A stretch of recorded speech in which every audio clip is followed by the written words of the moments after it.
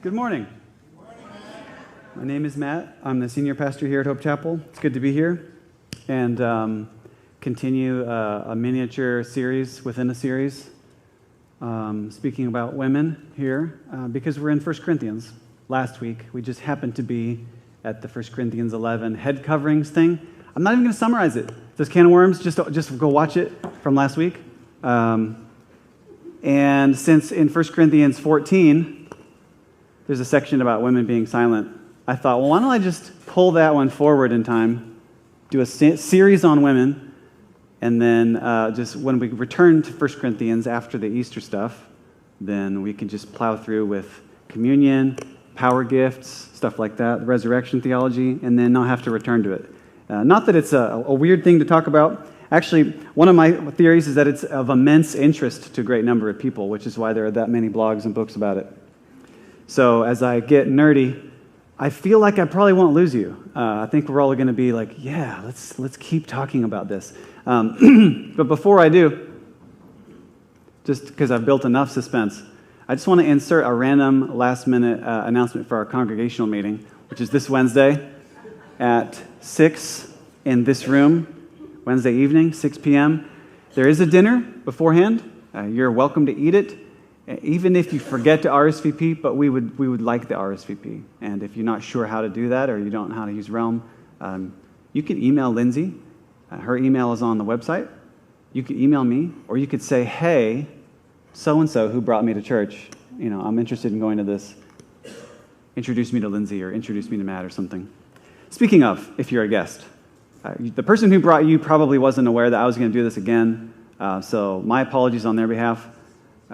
I think churches should major on the majors and minor on the minors and focus on Christ at all times. So even today, I want to try to work in how can we focus on Christ in the midst of feeling uncomfortable with passages about women, because really the most enduring of problems we suffer with is a self-obsession that is really hard to move past.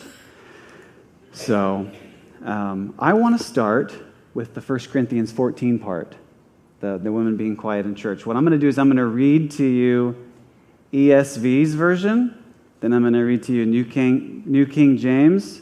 I think this will be uncomfortable for like 20 minutes, and then I'm going to pull in 1 Timothy 2 because thematically they're really similar, and then I'm going to deep dive on 1 Timothy 2. Now, I also feel like I need to explain myself. So a lot of this research was when I was in seminary. I don't want you to feel like I'm just wasting my time endlessly looking at blogs and stuff, research. Right now, I'm busy pastoring and stuff. But it was a helpful endeavor. I guess one of the reasons you go to seminary, you're like, okay, I'm going to do this for a while, and it's dedicated, and it will appear like I'm just wasting my time, boring deeply on something. Another thing I want to say is that I'll just lay my cards on the table. Generally, I approach the scriptures conservatively. That's not a surprise to anyone who's been here for a while, but those are my commitments. And so and what I mean by that is like a preservationist. I want to find things as they were and just kind of like dust lightly and not change things too much. I don't mean like Republican. I just mean conservatively that way. Does that make sense? Yeah, okay. So let's read 1 Corinthians 14 from the ESV. So this section starts with the second half of verse 33. As in all the churches of the saints, the women should keep silent in the churches. For they are not permitted to speak, but should be in submission, as the law also says. If there is anything they desire to learn, let them ask their husbands at home, for it is shameful for a woman to speak in church. Now I'm going to read to you New King James, same section. But in this one, there's a paragraph break, and then we have, let your women keep silent, start of a sentence, start of a new paragraph. So let your women keep silent in the churches, for they are not permitted to speak, but they are to be submissive, as the law also says. And if they want to learn something, let them ask their own husbands at home, for it is shameful for women to speak in church. So one of the things that I think is interesting is that mainstream regular translators or translating committees, they don't know where to put the paragraph. And so I think that's kind of interesting. Does it start with, hey, like all the other churches, your women shouldn't speak?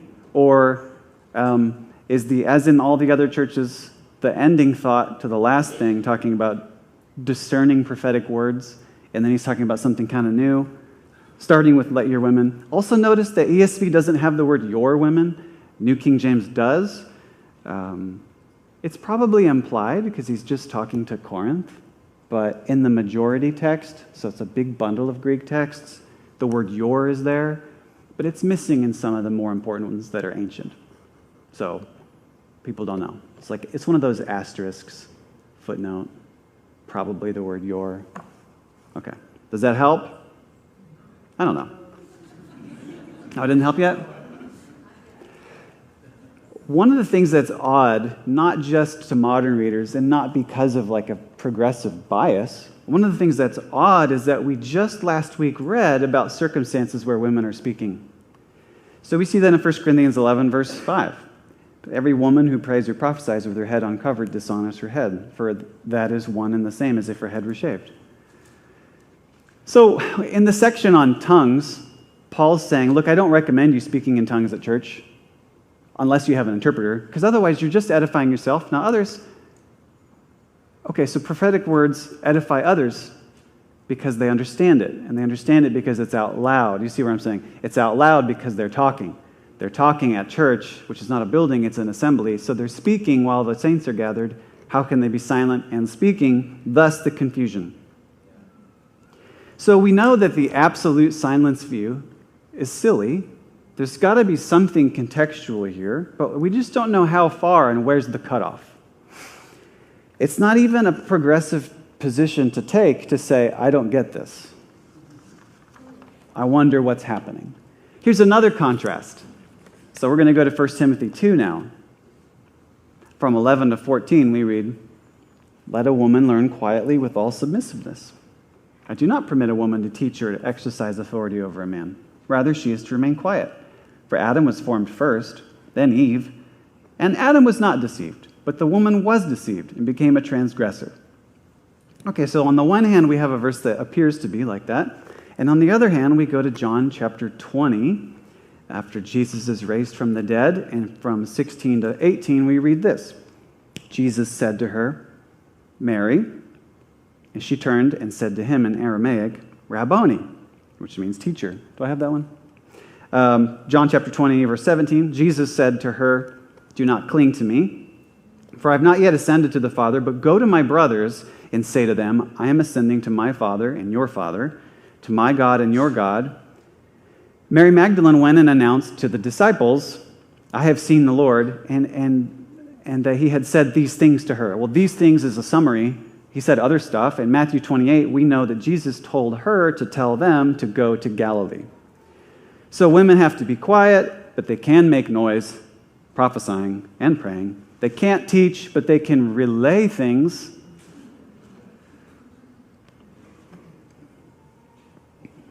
It's, again, like I said, it's not a feminist bias per se that makes me confused. I'm just wanting to understand what's happening. So maybe you could say, well, Mary wasn't teaching. She was just conveying.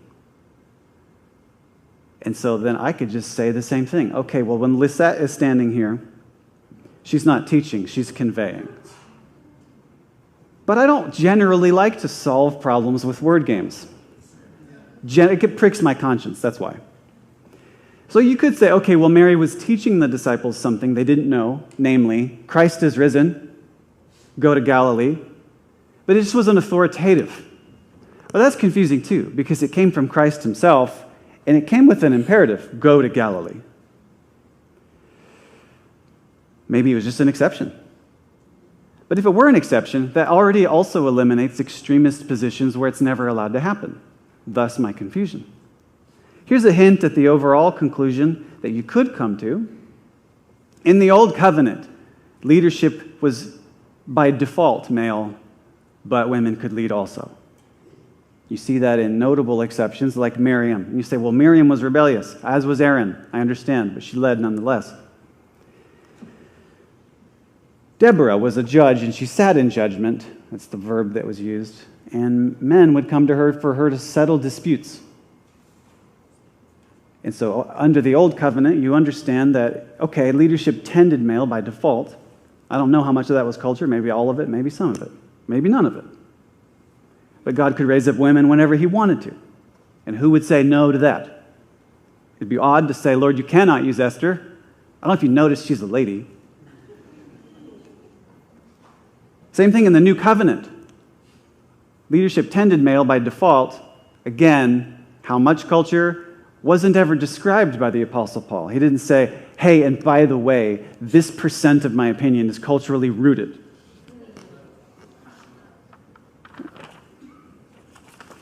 His current audience would be like, what are you talking about? Okay, so what I'm going to do now is I want to take a deep dive on 1 Timothy 2. Because I feel like that is not just a part of the confusion, it is a great source of confusion. And I'm not making that up. There are objective ways to evaluate whether a verse is hard to translate. And this one rings the bell on most of them. So I'm going to read it again, and then I'm going to explain how we're going to analyze it in ways that are all normal. I'm not going to act weird, and I presented, when I was in seminary, I wrote a paper explaining this stuff to my Reformed Calvinist conservative professors, and they were like, okay. No correction, no reprimand, no, here's your sources that you should have been using. They were just like, okay. So let's read this again. 1 Timothy 2, 11 through 14. Let a woman learn quietly with all submissiveness. I do not permit a woman to teach or exercise authority over a man. Rather, she is to remain quiet. For Adam was formed first, then Eve. And Adam was not deceived, but the woman was deceived and became a transgressor. Whatever interpretation we land on, we know that women can speak in church, because Paul just said that in 1 Corinthians 11. We also know that whatever he's saying they can't do in verse 12 should probably be related in some way to whatever he's saying in verse 11 and verse 13. And because verse 14 starts with "and also," probably verses 14 as well. So 11, 13, and 14 should probably be connected to whatever he's saying in 12. I know that's not advanced, it's just a casual comment here. So let's look at verse 11. Let a woman learn quietly with all submissiveness. If this is corrective, then the opposites of that would be loud and defiant. What was happening there? It's not exactly clear. It's not a very long letter. He did talk in chapter 1 about people who were wasting their time with endless genealogies and myths and pointless talk. He picks that up again, specifically singling out women in chapter 5, going around house to house saying things they shouldn't be saying. Timothy understood what he was talking about, but I don't, because this is half of a conversation. So, not being loud and defiant, because maybe there's a corrective effort against something that was that way. Verse 13 is especially odd, because at first it seems ad hoc, and by the way, because Adam and Eve. But if Adam was formed first, and then Eve, if that's a corrective statement as well, then the opposite of that would be something else. Maybe Eve was made at the same time, or maybe Eve was first. Because it goes back to some sort of speculation you can have about Adam. Did he have a belly button? Did he have a mom? Every man I know has ever had a mom. So maybe something else happened here. And if you think that that's a preposterous thing, there were ancient revisionist histories that retold the Genesis story, that rivaled the Genesis story. Just one of them is that Adam's first wife was Lilith. She was made at the same time as Adam. She ran away. She either didn't want to have relations with him or be subjected by him, and so she ran down to the water, and God sent some angels. None of this is, I don't know if this is benefiting you spiritually, but she, was sent for by some angels. Come home, Lilith. Adam's your husband. And she's like, I don't want to. And then so she has children with these principalities, powers, has jinn children. It's like, okay, so that's a thing. And then, but that's not the only alternative version of history, especially fixated on creation. The Gnostics, one of the biggest ways they differed with Christians is their different telling of how creation happened. There were a lot of different kinds of Gnostics. It wasn't just one small isolated community. And a lot of them thought of themselves as Christian. Their connection to Judaism and Christianity is, in their minds, so close that they were there. But their alternative histories are bizarre sometimes. And if you really want to read one, you could read I'll give you whatever, it doesn't matter. But in their version, God is this architect type source thing that it doesn't even actively create, he just emanates and emanates. And maybe that's partly informed by Greek philosophy, just emanation. And then there's eons and celestial bodies that beget celestial bodies. And finally, down at the end of the line, you get Sophia, wisdom. And she wants to be like the source. And she creates this demigod that creates the physical universe. And he's kind of misshapen and deformed morally. And the universe is kind of evil in some respects because of his faults. And one of the ways you undermine that God that they equate with the Old Testament God is by partnering up with Sophia. You're sort of become awakened. Are you woke? Have you the illumination, the secret, partnering with Sophia stuff? And there's some feminine aspect to Sophia. So is it possible that there's a revisionist history of Adam and Eve where maybe Eve or something feminine takes primacy? Well, given what I've shared with you now and other things, clearly that's a possibility. In fact, in ancient Greece, there was pockets here and there, opportunities to be super religiously proto-feminist. So could Paul have been zeroing in on something feminist that the rest of the early church didn't really seem to care about? Possible. If Adam was formed first, then Eve is a corrective statement, then that actually makes sense. How would this pair with 11 and 14? Still kind of ignoring 12 for now. We'll get back to it. If you're saying, well, I would like a woman to learn quietly and submissively, by the way, like the men do. Adam was made first, not Eve. And by the way, Adam wasn't deceived, but the woman was. Perhaps he's just saying those because they were plainly disagreed with. Okay.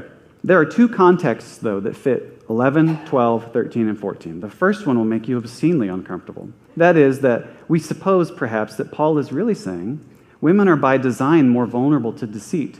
Case in point, Eve, case closed.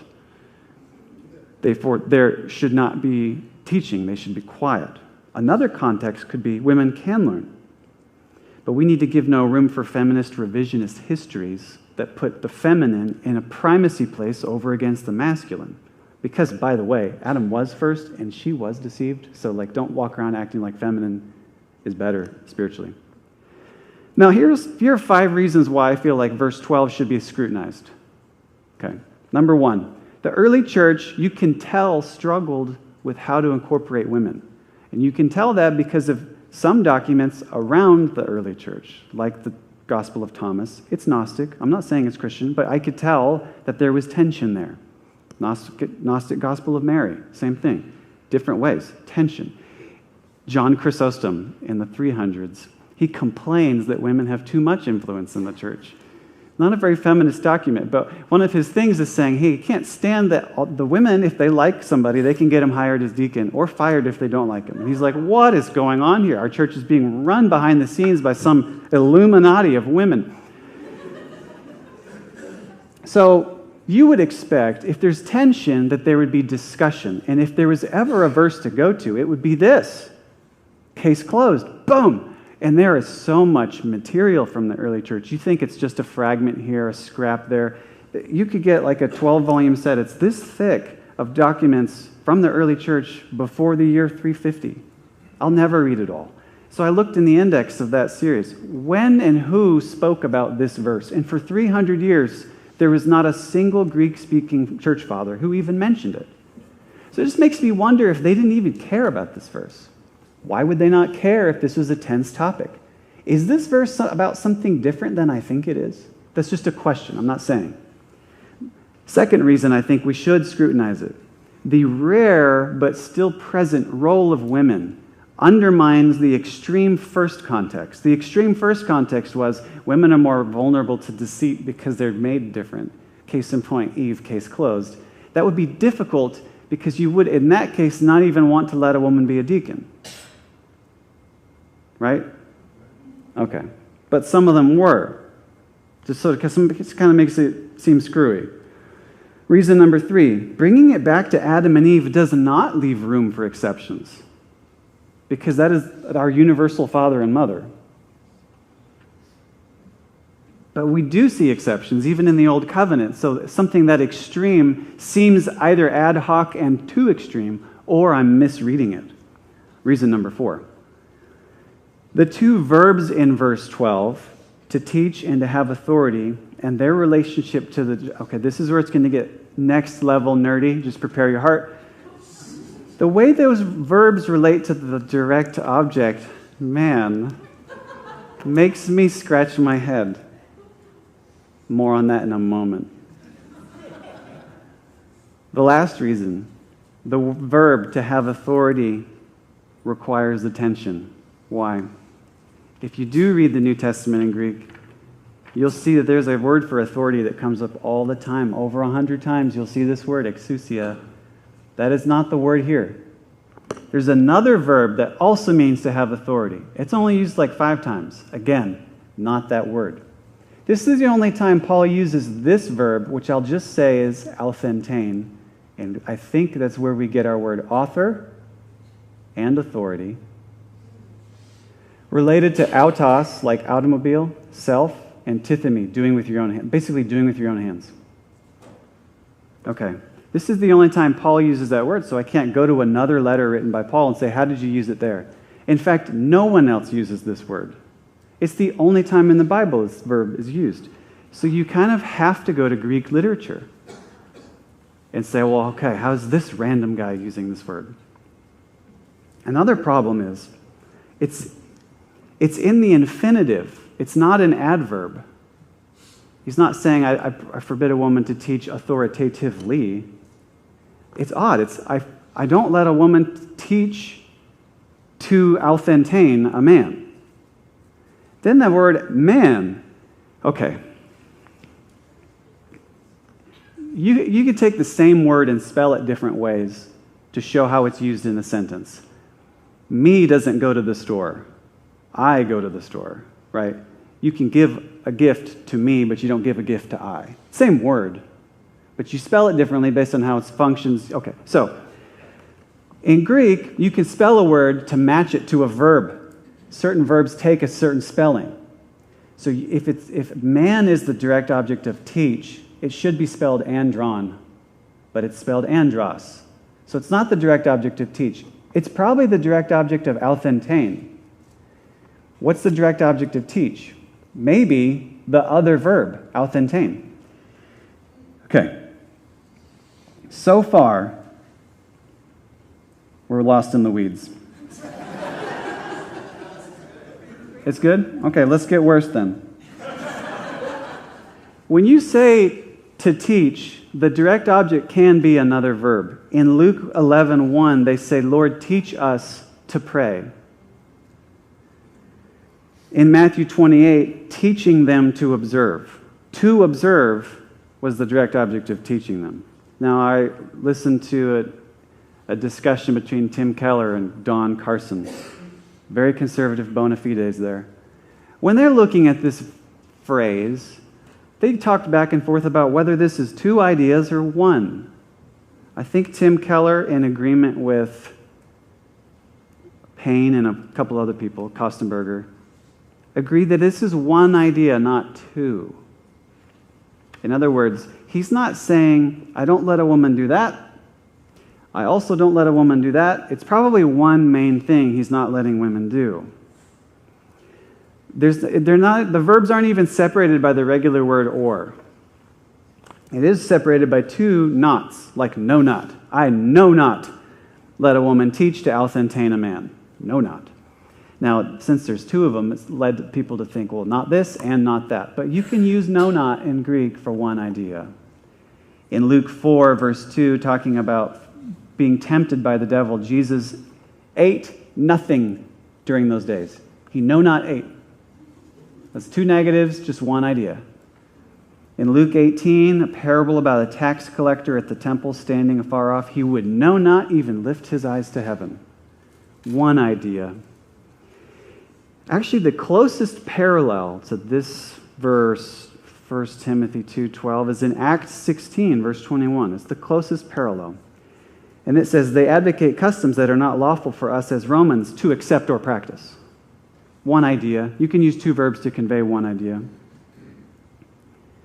Which unfortunately puts the whole weight of what it means on that one verb. Because I know what teach means. He's not letting a woman teach a man. If that's all it said, it's like, okay, well, I don't know what teach means. But he's saying I don't let a woman teach to authentein a man. So what does authentein mean? You curious?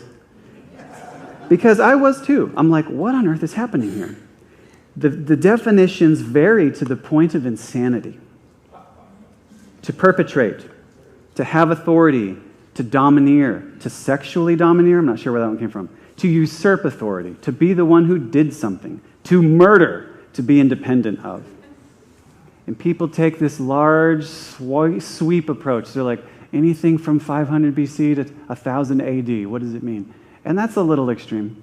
Because I wouldn't understand the Magna Carta if you just put it in front of me, like, this is old English, like, what is happening here? So, as close to Paul as possible would be good.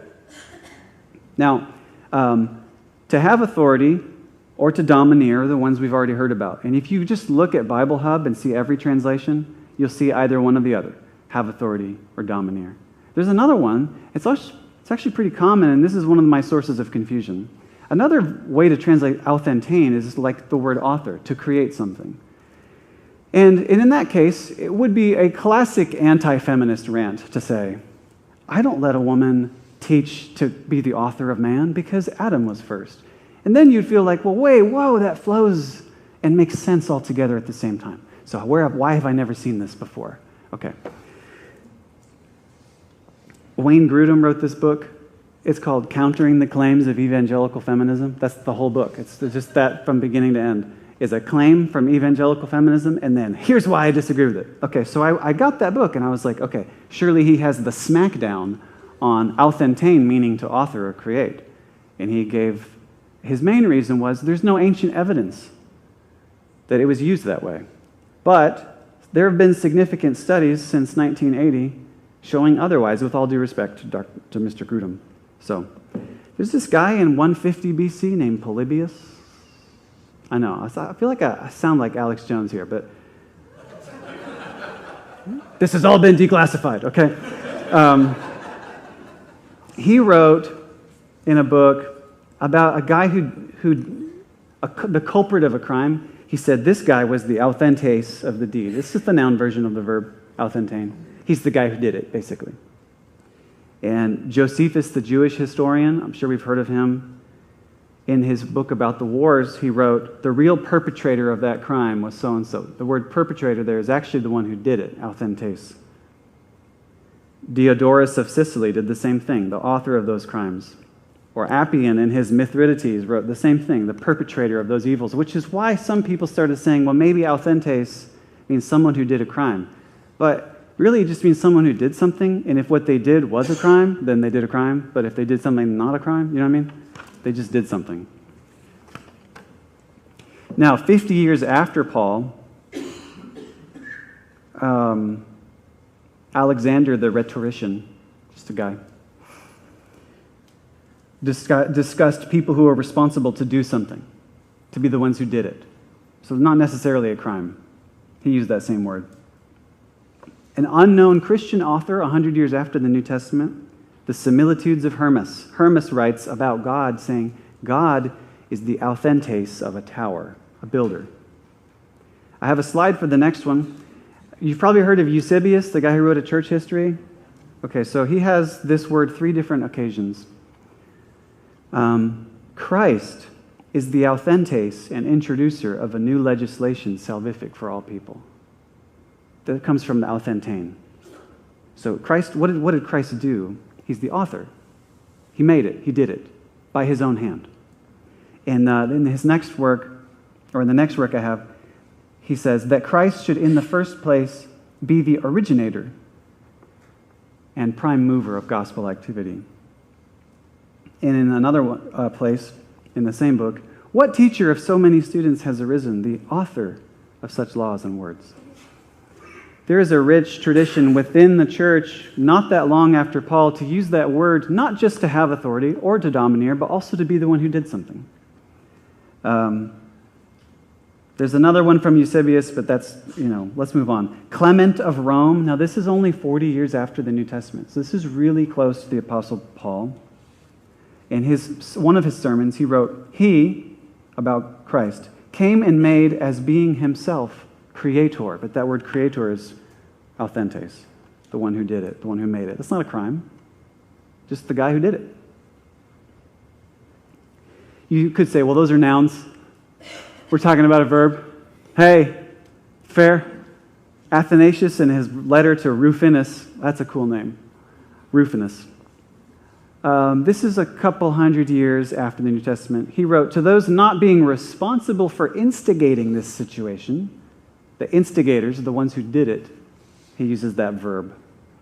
John Chrysostom, mentioned him earlier in one of his sermons on Acts chapter 3. He's talking about Judas, who was primarily responsible for the matter of Christ's betrayal, meaning he's the one who handed him over himself. But maybe the most important passage of ancient Greek literature is the one that was right before the New Testament. There was a guy named Aristarchus Alexandrinus, and he was writing from a period from 27 BC to 37 AD. Perfect window of time for comparative literature studies on the verb authentein. You didn't know you were getting that when you woke up, but here you are. Then I brought up some regular translators. Nothing super fringy. So you've heard of Baldwin and Schreiner, Tom Schreiner. Okay, whatever. Some people. He wrote in this book, De Signis Iliadis. The one doing the speech, the one doing it, is the authenteis. The one, it's a verb form. It's like a gerund. I think it's a gerund. So this is the verb. And it means the one did it, who did it. Payne translates it this way, the one self-accomplishing the speech. That's really wordy. I prefer Belleville's version. The author of the message, the one who did it, the one who authored it. Okay. Maybe Paul is emphatically rejecting the notion that a woman would teach to originate man. That would have the rough equivalent to, I do not permit a woman to teach to be the cause of man. Adam was made first. In other words, shut these ladies up that are saying this crazy stuff and walking around like they're better because they're feminine, because, females bring forth life and it's sort of like cool and interesting. And so your question would be like, okay, well, does that flow with 1 Timothy overall? Because it seems to flow with 11, 13, and 14. It's not a random translation. This is a pretty mainstream use of the verb, contemporary with the New Testament. It's all there. It flows. Does it flow with the rest of the letter? Well, in 1 Timothy 1, let's just go there, starting in verse 3. "As I urged you when I was going to Macedonia, remain at Ephesus so that you may charge certain persons not to teach any different doctrine." Who are those certain persons? People have been running their mouth. Paul wants Timothy to handle it. Multiple people, probably multiple issues that they've been running their mouth about. Verse 4, "Nor to devote themselves to myths and endless genealogies which promote speculations rather than the stewardship from God that is by faith." The aim of our charge is love that issues from a pure heart and a good conscience and a sincere faith. Certain persons, wink, wink, you know who I'm talking about, Timothy. I don't know why, if he says that, maybe because this letter might end up in their hands, or I don't know. Certain persons, you know who I'm talking about, by swerving from this stuff, have wandered into just vain discussion. We've all been there. I can identify with vain discussion. Kind of wondering if I'm doing that now, but we'll see. Towards the end of the book, in chapter 5, he's talking about widows, and you're like, why is he snapping at the ladies? What is going on here? But refuse to enroll younger widows for their When their passions draw them away from Christ, they desire to marry. Also in verse 13, besides that, they learn to be idlers, going about from house to house. He's fixated on something going around with these ladies. And not only idlers, but gossips and busybodies saying stuff they shouldn't be saying. Not to mention the fact that the church was, by and large, quite poor. And if a lady could get remarried instead of being on the hospitality role, okay, so no occasion for slander. Paul wants Timothy to straighten out weird stuff, fringy stuff, speculative stuff that's vain, and then also in his mind is these ladies going around saying some crazy stuff, and then also, okay, the ladies can learn just like the guys are. I mean, I don't know if you noticed, but the men in this room are also quietly learning. The ladies can learn quietly, but not defiantly. And look, I don't let a woman teach to author a man. Adam was made first. And by the way, if you're walking around pompously like an anti-male kind of thing, for the record, Eve was deceived first, okay? So we're all in this together, okay? Don't be arrogant in any way. Okay, so here's how I would adjust the ESV if I were on this translating committee. I just took the ESV, and all I did was I kept the verb authority as an infinitive. That's all I did. And then I just chose the alternative version, which is pretty mainstream. So this is what it would look like. Let a woman learn quietly, with all submissiveness. All that's ESV. I do not permit a woman. By the way, there's no indefinite article. It's just woman. I do not, but that's normal for Greek. I do not permit a woman to teach to author a man. Rather, she is to remain quiet. Stop it. For Adam was formed first. Now, is this conceivable? And if you read about Greek religion, the old kind, preserved in its more primitive states, the mother, the great mother, was a dominant factor. And all that makes sense. Women make babies. It's crazy. How do you do that? It's like, okay, so maybe there's some sort of aspect of the divine that's feminine or something. And 1 Timothy was written to a congregation in Ephesus, which is in Anatolia. The Lycians, according to a historian called Herodotus, claim descent from their mothers, not their fathers. And their tombstones have their mom's name, not their dad. And their religion originated among a people whose social system was not founded on marriage or men being head of their household. Also, if you're really into this kind of thing, Irenaeus, early church guy, wrote a book called Against Heresies. In it, he goes on some random side tangent about people who express the divine as overly feminine.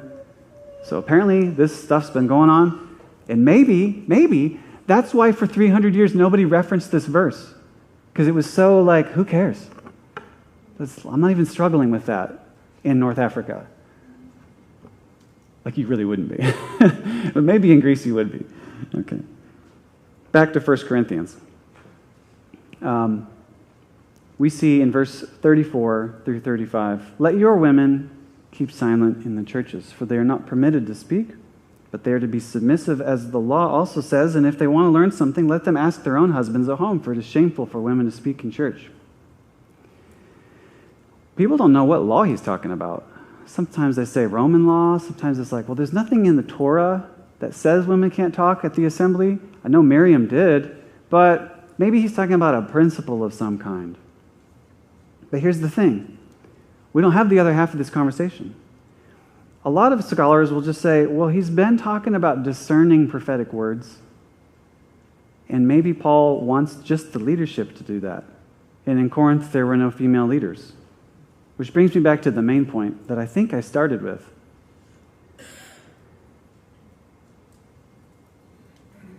In the Old Covenant, leadership trended male. But God could use women whenever he wants to. In the New Covenant, you see the same thing. Leadership is like a default male mode, but it doesn't have to be. I don't know if you ever read in 1 Timothy chapter 3 the description of a deacon, husband of one wife, with children who are obedient. I think that's a template because you could be a deacon and not have kids. Otherwise, Paul the Apostle wouldn't be fit to serve in his own church because he wasn't married. If you want to be literalistic, husband of one wife means you have to be married. but Paul founded churches single. So the description of what a deacon should be is default male, married, with children, successful in the home, obedient children. Can it deviate from that? In Romans chapter 16, Paul writes, I commend to you our sister Phoebe, a servant of the church at Centrae. And I want to give a shout out to the NIV and the NRSV, who both translate that deacon. Because that's the word. And it's a little screwy that a lot of translations use the word deacon everywhere but here they say servant. I'm like, well, she's a deacon. And I think she's probably not a husband to one wife.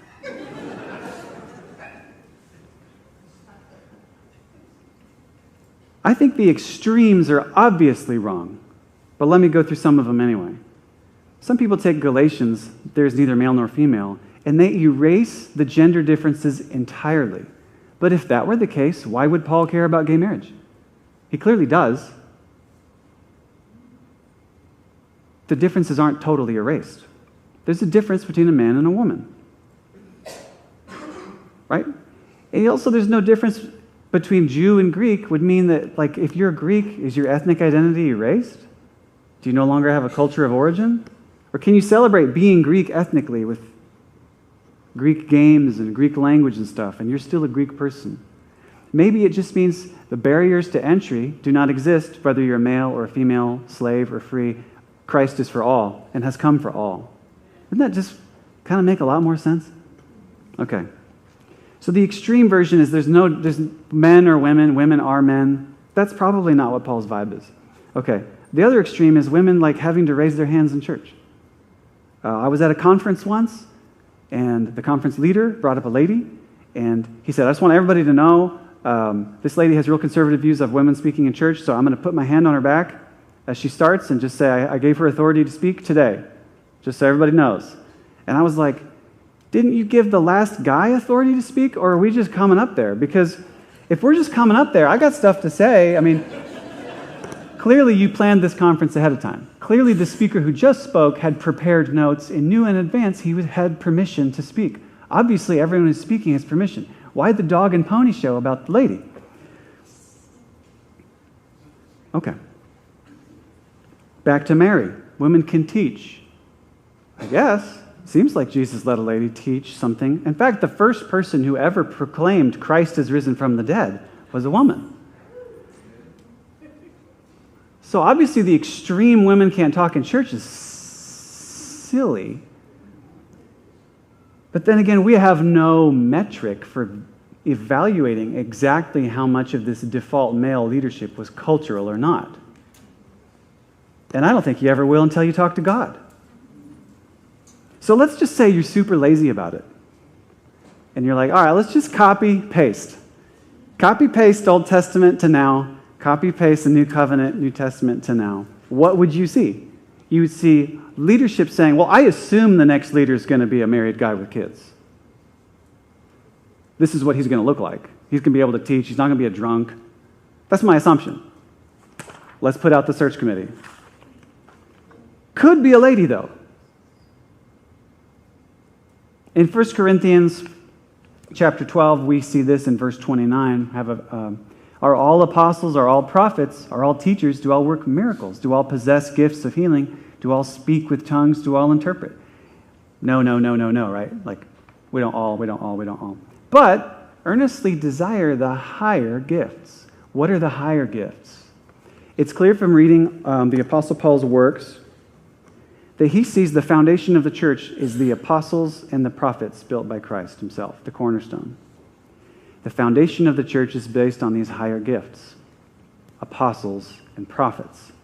Prophecy, it's sad for me to say as a teacher, outranks teaching. I'm in third place here.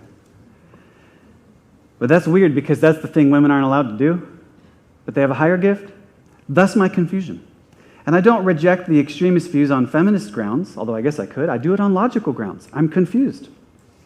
In Joel chapter 2, we read in 28 and 29, and it shall come to pass afterwards that I will pour out my spirit on all flesh. Your sons and your daughters shall prophesy. Your old men shall dream dreams, and your young men shall see visions. even on the male and female servants. In those days I will pour out my Spirit. For 1 Corinthians 14, this is one of my best guesses. He's speaking to them about a situation that they understood that I don't always, or that I don't all the way understand. I think it's probably in reference to them evaluating prophecies. I think probably their senior leadership was all male. I think probably the recipient of Paul's letter to Corinth was given instructions to have their leadership sort through prophetic words. And maybe the discussion was kind of boring and isn't about us. Same thing with 1 Timothy 2. Maybe they were talking about something that's kind of boring. And that's why for 300 years, no Greek fathers even wrote about it.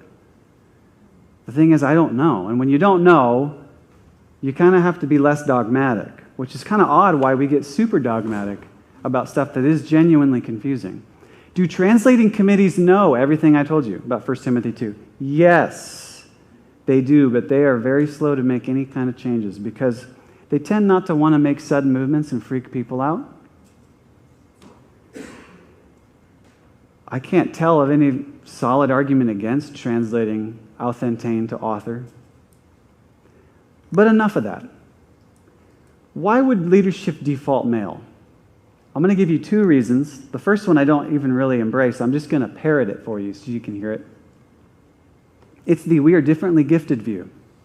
If you take a distribution curve of male gifts, or maleness, and a distribution curve of womenness, you would see that men are higher they're more assertive. The median score versus the median score. We're more assertive, right? This is what they would say. And we have a larger skeletal frame. And we're slightly less neurotic. So, just... Shh. Missy, shh. Okay. Therefore, they would say men are more alpha and better leaders because God made them like that so they can lead the church. Okay. There are some difficulties with this view. Let's just start with...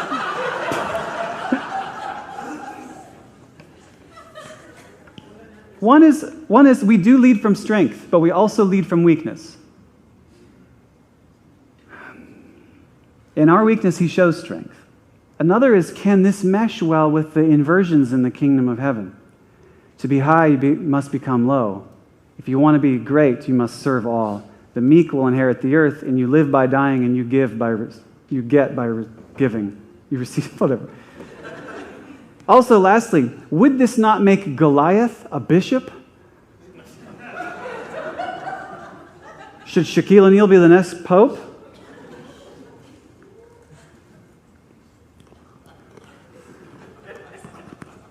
I think there's a better view on why, and it could just be culture, right? It could be culture. But if there is a theological reason why by default male leadership is just the initial expectation, it would be this. Assume you're an ancient person with no knowledge of sonograms or chromosomes or anything. And there's no modern, Byzantine, difficult to understand gender construct theory. It's just, hey, there's women and there's men, okay? Are we there mentally? Okay. Their different respective roles in procreation means that the woman receives something from the male. Yes? Carries it and births it, thus associating maleness with initiation of life and femaleness with receiving it. Okay. That would make a lot of sense of why God would choose to reveal himself as Father, Son, and Spirit. And I know people try to shoehorn femininity into the Spirit, but he uses masculine pronouns in the Bible. Okay. I know people care about pronouns. Just wanted to make that side comment. He does use masculine pronouns. But that's not surprising or overly literalistic. On the one hand, it's not overly literalistic. If God is immaterial and the Father has no body, we expect no genitalia also. But there's something about maleness that he chose to use to reflect his nature. Why would he do that? Because of the difference between initiating and receiving life itself. So it's obvious that the church, which is 50% male, roughly, would still be entirely associated with his bride, not the groom. We are not the groom. We are his bride. Because if you just think about it without overthinking it, just be super simplistic about it, men initiate life in sexual reproduction. Women receive it, carry it, and give it birth. In this view, there are gender differences, and they're celebrated, but it's not about you. It's not about me, which is where I feel more comfortable landing, because as is most often the case in Christianity, the focus is not you. The focus is not me. God chose to reveal himself as Father. He chose to reveal himself as bridegroom. He chose to reveal himself as life-giving Spirit. What could you have done but to receive it? This is not a sex act, it's just a parallel. So we as a church body, even in the modern era, progressive as it is, we should still respect and celebrate gender differences in the church as we maintain this parallel God used on purpose. So it would be too far to say Mother God this, Mother God that, because God chose to reveal himself as Father. And the reasons why he did it, I suspect, are to parallel sexual reproduction, not as an actual sexual act, but because of the way he revealed himself. This is also a tool we can use to reverse self-fixation and self-obsession tendencies. He revealed himself as Father. That has more to do with him than it has to do with like men being alpha. You know what I mean?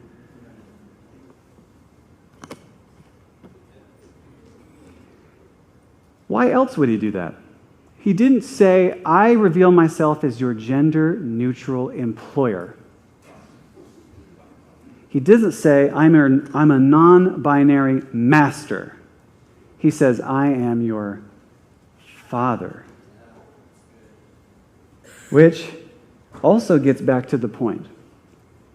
I think the early church wrote less than we think they did on the roles of men and women in the church because they were primarily focused on this imminent return of their bridegroom. Preaching Christ with everything and the kitchen sink and more. I think women are not exempt from the Great Commission. I was going to say we need you in this, but actually we're not the ones pulling it off anyway. Christ is. I think leadership tends male, maybe because of this reflection of God's fatherliness, sonness, or even I don't know. But we already know women can lead whenever God wants to. Who's going to say no to Heidi Baker or Mother Teresa? And even in the early church, you see the desert fathers with immense through-the-roof respect for desert mothers with their own separate communities. Who am I to say the Lord didn't raise you up? But if the Lord did raise you up, ladies, preach him, not your abilities.